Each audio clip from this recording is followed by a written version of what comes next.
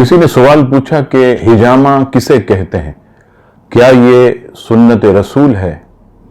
جواب سماعت فرمائیے، پچھنا لگانے کو حجامہ کہتے ہیں۔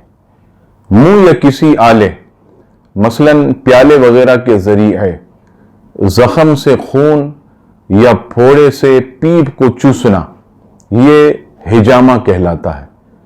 حجامہ سنت رسول ہے۔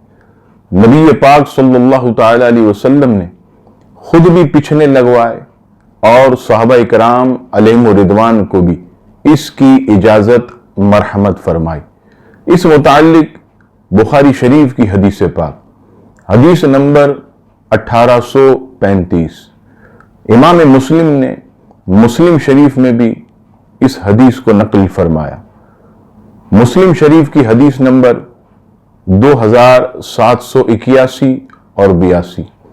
حضرت عطا رضی اللہ تعالیٰ عنہ کہتے ہیں کہ میں نے حضرت ابن عباس رضی اللہ تعالیٰ عنہما سے سنا کہ آپ فرما رہے تھے کہ نبی پاک صلی اللہ تعالیٰ علیہ وسلم نے حالت احرام میں اپنے سر میں درد کی وجہ سے پچھنا لگوایا۔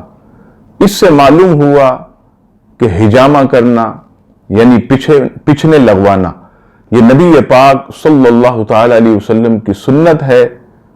اللہ تبارک و تعالی ہم سب کو نبی پاک علیہ الصلوۃ والسلام کی تمام سنتوں پر عمل کرنے کی توفیق عطا فرمائے، آمین ثم آمین۔